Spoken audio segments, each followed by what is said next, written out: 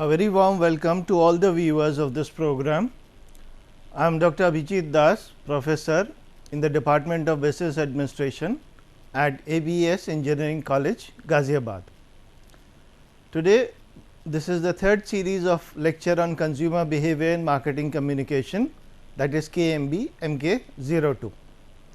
And the topic we will be discussing today is consumer learning. So, consumer learning is a integral and very important part of consumer behavior. Now, let us see what exactly is learning. So, we will first of all define learning. So, learning means acquisition of knowledge through experience or study or being taught. Now, how is learning related to consumer behavior? Consumers need to learn what to buy, where to buy from, how much to pay. These are the things that consumers learn. They learn which products or which brands are of good quality, how much price, what price to pay for each product or each brand, and from where these products can be bought, purchased. These are things that consumers learn over a period of time. So, this is why we need to study learning as part of consumer behavior. Now, when we study learning, there are several theories of learning. We can divide them into two particular categories, that is behavioral theory and cognitive theories. Now, behavioral theories are based on the premise that learning takes place as a result of observable responses to an external stimuli, also known as stimulus response theory. So, stimulus response theory essentially says that learning occurs like a knee jerk reaction, and these behavioral theories were developed on study of animals initially. So, to give an example of a behavioral learning theory, a small child touches an hot object and he does not realize that this object is hot, but the moment he touches it, he feels hurt and withdraws his hand. So, he learns that next time he should not touch such a certain object because it will cause pain. So, behavioral learning theories are based on this premise that people learn as response to a stimulus. That means, there is no information processing and they do not apply their brain or mind in the learning process. Learning is just a knee jerk reaction. On the other hand, cognitive theories are theories of learning which are based on mental information processing and often response to problem solving. So, cognitive theories focus on the fact that consumers will face certain problems, and as a result of these problems they look for solutions to the problem. So, in the purchase process we know the first step is need recognition. So, they realize that they need a product and then they search for information on the product or the brand to purchase. Now, cognitive learning theories means that people, consumers employ thinking, rational thinking process, activities to learn, that is they apply their brains, whereas behavioral learning theories focus on the fact that learning occurs like a knee jerk reaction without thinking, and cognitive theories focus on the process of thinking, analyzing, rational thinking and analyzing process, as a result of which consumers learn which products to buy or which products or brands not to buy. Now, let us come to this classification. We will study three theories under behavioral learning theory, that is classical conditioning, instrumental conditioning and observational or vicarious learning. Under cognitive theories, we will study two main theories, informational theory and involvement theory. So, under behavioral theory, we will start with classical conditioning theory.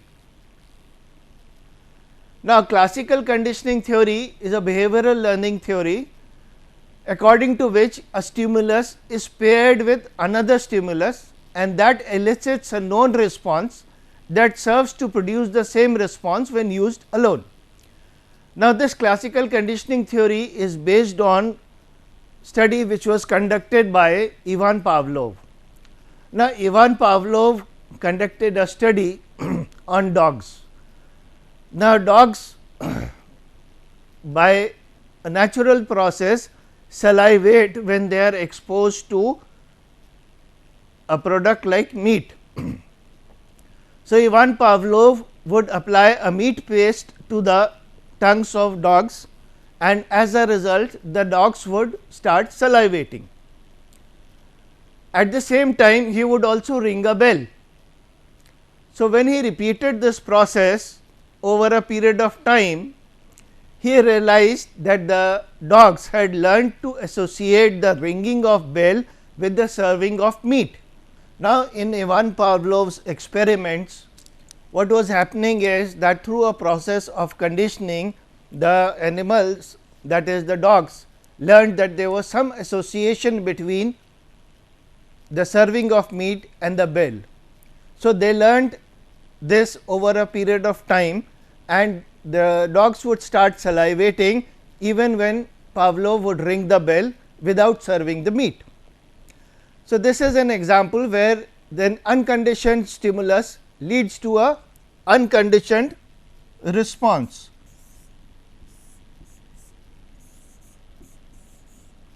Now, the process of salivating is a natural process in case of dogs. So, when meat is served, serving of meat is an unconditioned stimulus, and this unconditioned stimulus leads to a unconditioned response. Serving of meat is an unconditioned stimulus, and that leads to unconditioned response, that is the dogs start salivating. Now, in this case we try to convert the unconditioned response into a conditioned response by pairing the unconditioned stimulus with a conditioned stimulus, which is ringing of the bell. So, when this conditioned stimulus, that is ringing of the bell, is paired with the unconditioned stimulus, it leads to or elicits the same response, that is the unconditioned response of salivating. So, over a period of time the dogs came to associate the ringing of bell with the serving of meat, and that would lead to salivation. So, this is the basic concept of classical conditioning. Now, what is the relevance of this theory in case of consumer behavior or marketing? Now, I will give you an example, that let us suppose you watch an advertisement. Now, that advertisement has a beautiful song or music, and that song was really liked by you and would put you in a positive mood whenever you heard the song. Now, in advertisement the song is being played in the background and the product which is being promoted is being shown. Now, what happens as a result is that over a period of time, when you watch that advertisement, you learn to associate that product with the song. So, when you go to the supermarket to buy a product, the moment you see that product in the supermarket aisle, it puts you in the same positive frame of mind when you hear the song. So, this is how classical conditioning model is used in case of marketing and consumer behavior. So, here the unconditioned response was that song, which would lead to a unconditioned stimulus was the song, which would lead to an unconditioned response, that is putting the consumer in a positive state of mind or a positive mood. Now, when that is paired with a conditioned stimulus in this case being the product. So, when it is paired with the conditioned stimulus, it in the absence of the unconditioned stimulus also it elicits the same response of putting the consumer in a positive frame of mind or positive mood, and this leads to his purchasing of the product. So, this is an example of how classical conditioning theory is used by marketers and in consumer behavior. Now, the other behavioral learning theory is instrumental or operant conditioning theory, which is given by B. F. Skinner. Now, as I said earlier that these behavioral learning theories were initially based on study of animals. So, the classical conditioning theory of Pavlov was based on a study of dogs, and this instrumental conditioning theory of Skinner was based on a study of rats. Now, this behavioral learning theory, which is called instrumental learning, is based on a trial and error process. Now, this theory says that people learn through a process of trial and error, and consumers, when they buy products, they learn through a process of trial and error. They buy a particular product or a particular brand, and they have positive experiences with that particular brand. So, this leads to positive reinforcement, that means this behavior will be repeated in the future. Second, in case they have negative experiences with a product, they know that next time they will avoid buying certain such products or brands. So, people learn the process of taking a purchase decision on the basis of trial and error. Now, according to the original research conducted by Skinner, he put a few rats in a cage. Now, there were two buttons in the cage. One, by pressing one button, food would be released, and by pressing the second button, a mild electric shock would be given to the rats. So, in the process of jumping around in the cage, the rats by mistake touched the button which gave them a shock. So, they realized that this was a negative reinforcement. They realized that we should not touch this button because it gives us pain. Similarly, when they touched the other button which released food, they realized that this was a behavior which should be repeated because it releases food. So, the rats kept on jumping on that button which would release food, and they learned to avoid that button which gave a mild electric shock. So, just as the rats learnt through a process of trial and error, so consumers also learn through a process of trial and error that which products or which brands they should avoid and which products and which brands they should purchase. And this theory has this concept of positive reinforcement and negative reinforcement. So, positive reinforcement is anything which increases the likelihood of a response to reoccur, and a negative reinforcement is anything which reduces the likelihood of a response to occur, which is like a punishment. So, a positive reinforcement occurs when a consumer is satisfied with the use of a product. So, he will repurchase, that behavior will be repeated. If he is dissatisfied with the use of a product, that is negative reinforcement, and the consumer will avoid this kind of behavior.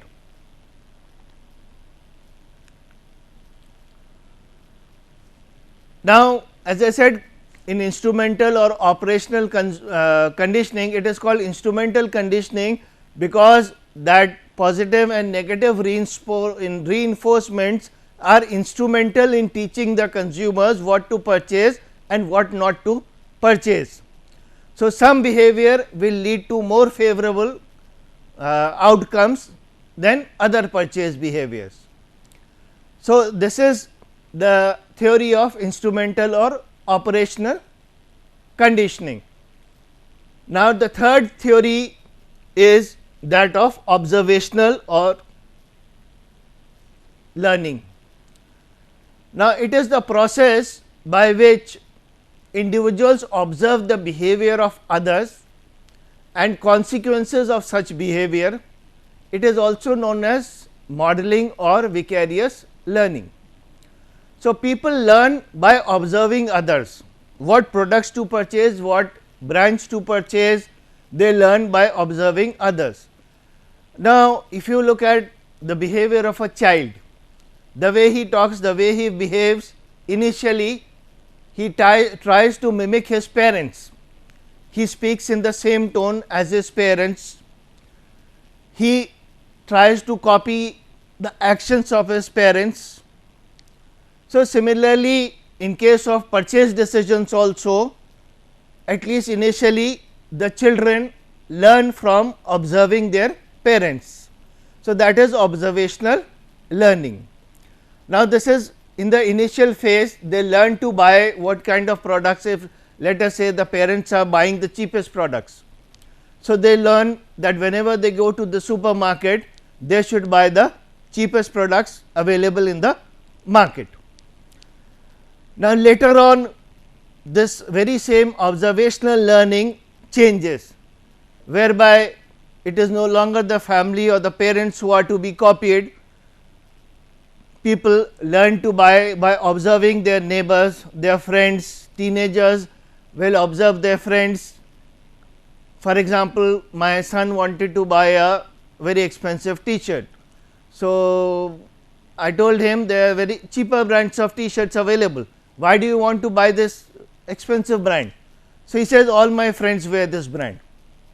So, by observing his friends, he took a decision to purchase a particular brand of t-shirt.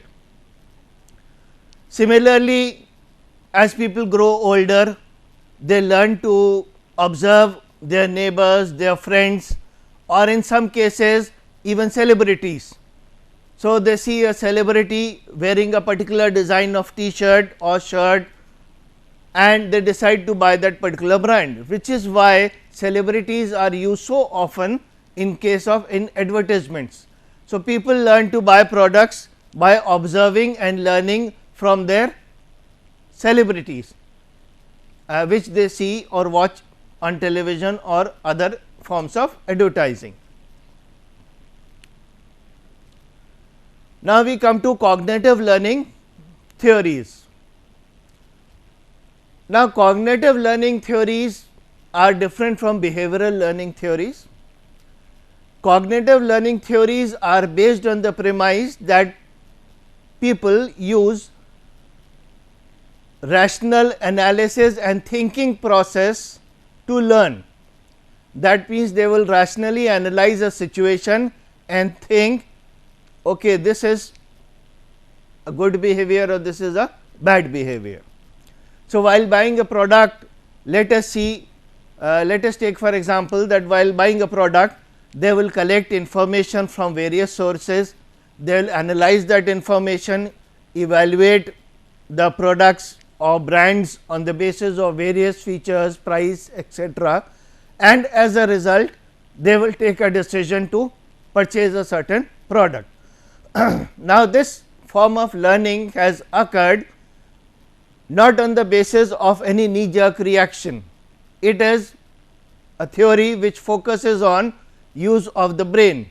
So, thinking, analyzing, rational process which has led the consumer to purchase a certain product.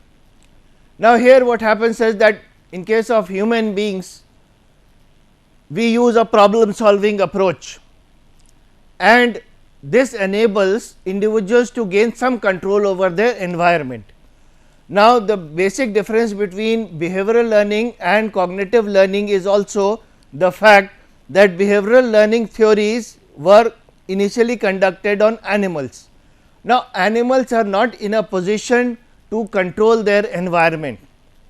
So, the same theories of learning which are true for animals may not be applicable to human beings, because a major difference between human beings and animals is that human beings can control their environment, whereas animals cannot control their environment.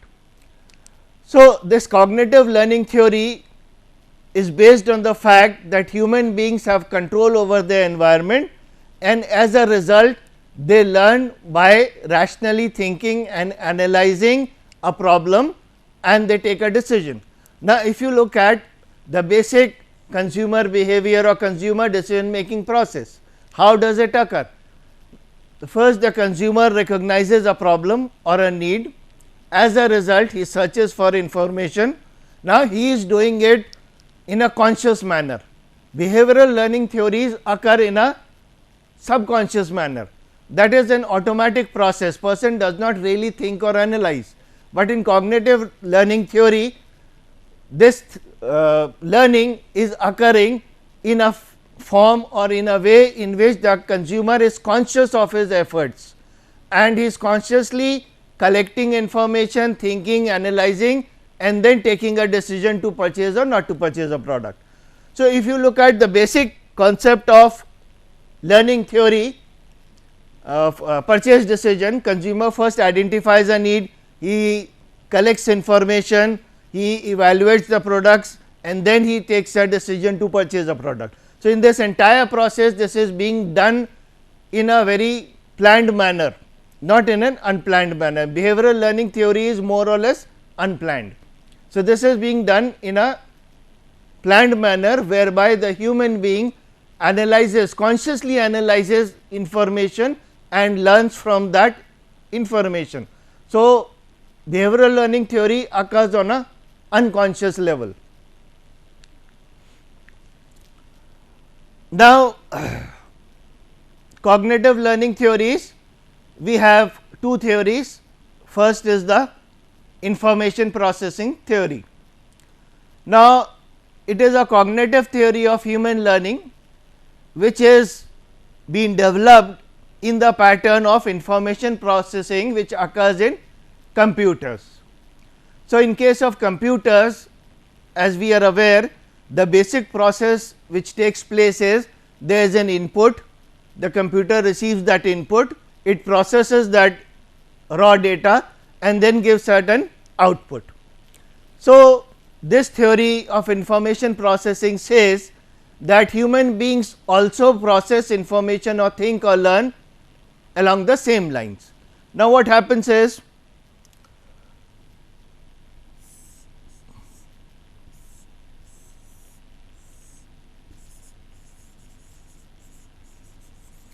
there is a sensory store.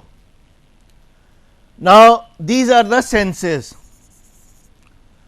So, a consumer or an individual receives stimuli through his senses, various senses like eyes, ears, nose and so on. So, they receive stimuli through the senses. So, various stimuli are first transferred from the senses to what is known as a sensory store. Now, they say in this sensory store for a brief period of time, and if they are not further processed, the information will be lost from this sensory store. From sensory store, the information moves to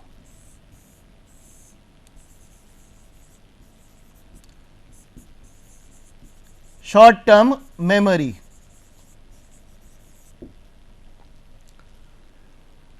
Now, the information which comes to the sensory store, it will be transferred to short term memory. Now, if it is not transferred to short term memory, it will be lost. Now, it stays in short term memory for a brief period of time, and if it is not further transferred, it will also be lost. So, from short term memory, the information is transferred to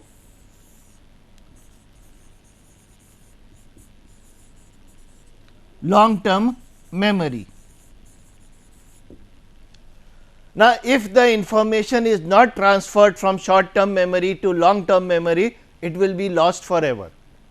And once the information is transferred to long term memory, it can stay there for days, months or even years, and losses can occur at any point of time.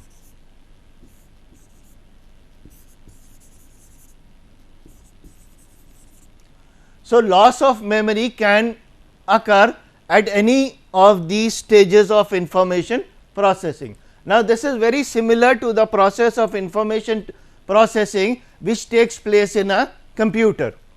Now, in computer also you have input. So, here also we have input through the senses, and here processing takes place and this goes to the output or hard disk suppose. So, this is how processing takes place in case of computers, and this is how we believe according to this theory that processing also takes place in a human brain.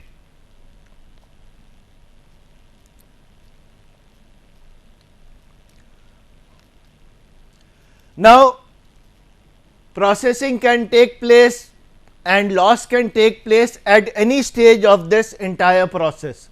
So, information may be lost here or here or here, and how is information transferred from short term memory to long term memory? It can be by a process of repetition.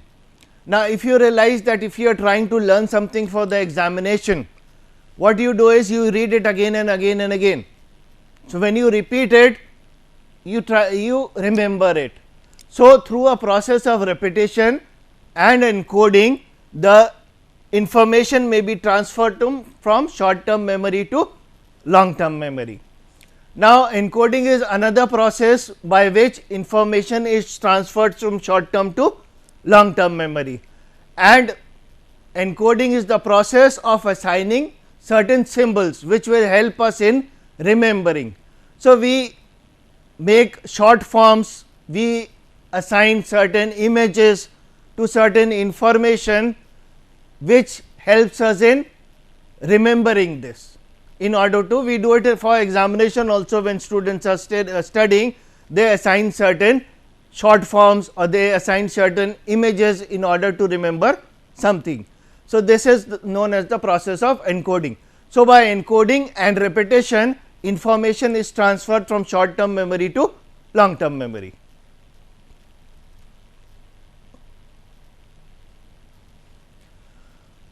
Now, information processing theory was one theory of under cognitive theory, the other was involvement theory.